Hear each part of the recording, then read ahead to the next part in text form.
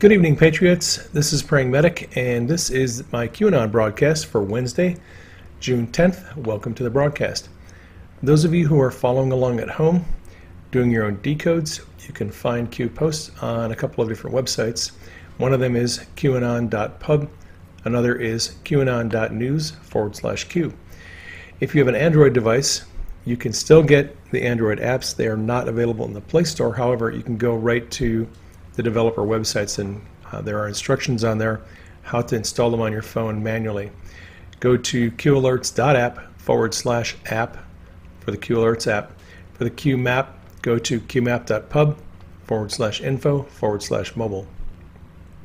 If you are new to the Q movement, or if you've been following for a while and you'd like to get some more information about Q's operation, you might want to check out my book, Calm Before the Storm. I discuss many of the different subjects that Q posts about, mainly the first couple of months of Q's operation. There is also a glossary in the back of the book that has over 500 terms, abbreviations, acronyms, government agencies, and people that Q discusses. Calm Before the Storm is available on both Barnes & Noble and Amazon. My theme for this broadcast is White House Breach Prevented. In order to understand that, we have to go back in time a little bit, all the way back to last week.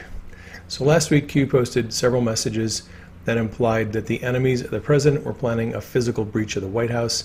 This is one of the posts from June 4th. Important to understand what happens if a breach occurs at the White House. Attempts coordinated to capture a horrifying moment. What happens then? Heavy protection at the White House to prevent. That breach was going to be done as there were 1 million protesters expected to descend on the Capitol last weekend. Now, to facilitate the breach, Washington, D.C. Mayor Bowser ordered the removal of police and military who had been brought into the area to help protect the White House and the president. This is a letter she sent to the New Jersey governor asking him to remove the National Guard from the city. So Q responded to that tweet, attempt another to remove White House protection. Ask yourself why. And then Q posted this on the 4th. EAM loyalists, then we have Red 1, Red 2, Red 3, POTUS Twitter removal, Central Communications blackout, class movement Pelosi Pence, movement of military assets to central locations under the guise of riot control. So Q was outlining the plans of the president's enemies to overpower the White House, and he was also conveying the plans of the people who were loyal to the president in response to that. So on Saturday, the president tweeted out, much smaller crowd in D.C. than was anticipated. National Guard, Secret Service, and D.C. Police have been doing a fantastic job. Thank you. So there was a much smaller crowd than expected. On Sunday, it occurred to me that perhaps Q's exposure of the plan forced the breach to be called off. I tweeted this out. Once a covert plan has been discovered and made public, it cannot be put into operation without risking public awareness. The plan has to be scrapped. Thank you, Q, for exposing their plan and forcing it to be called off. So on the 9th, yesterday, Q posted this. Sometimes a PSA, public service announcement, regarding coordinated and intended plans serves to prevent the action. Reach has meaning Q. So this anon kind of summarized it. Q is telling the board that the team knew about the plans to attack the White House. That was disseminated far enough to force the cancellation of the attack. Well done, Q. Where we go one, we go all.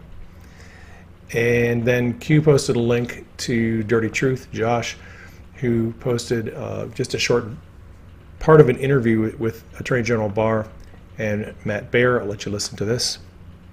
You mentioned the Flynn case. You're in the process of trying to dismiss that charge, the charges, yet the judge, Judge Sullivan, continues on and has now a shadow prosecutor making a case that it should continue. The argument is that it's always been understood that decisions whether to pursue an individual through the prosecution process or holding them criminally accountable is vested in the executive branch and not the courts. And he is essentially, in our view, trying to set himself up as an alternative prosecutor.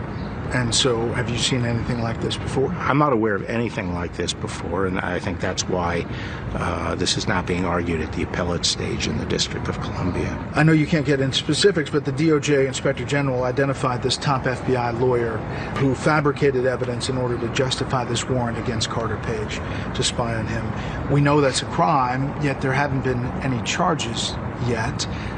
Is that person still working at the FBI? No. And are there charges pending? Well, we can't discuss, future charges, but I have to say that I do find it a little irritating, the propensity in the American public on all sides of the political spectrum, when they see something they think could be a criminal violation, saying, why hasn't this person been indicted yet? Why hasn't this person indicted? Why? And, there's the old saying that the wheels of justice grind slow, and they do grind slow because we have due process and we follow the process. But people should not draw from the fact that no action has been taken yet that means that people are going to get away with wrongdoing. And Q responded to that, "The wait will soon be over." And then Q posted a link to a Fox News article that was based on that interview and a quote from the Attorney General. "For the first time in American history, the police organizations and the national security organizations were used to spy on a campaign, and there was no basis for it," Barr said. Q also reposted this drop from February where he wrote, "Do people really believe this attack can happen against the President of the United States and nothing will happen? Moves and counter moves." So we're getting more information every time they interview Attorney General Barr that these people are going to be held accountable. Carl Higbie tweeted this out. It's a picture of several Democrat leaders taking a knee in solidarity with the protesters, and Carl Higbie said, "When was the last time the Democrats knelt for a fallen police officer, soldier, firefighter, or first responder?" Q posted a graphic. This is one he had posted previously.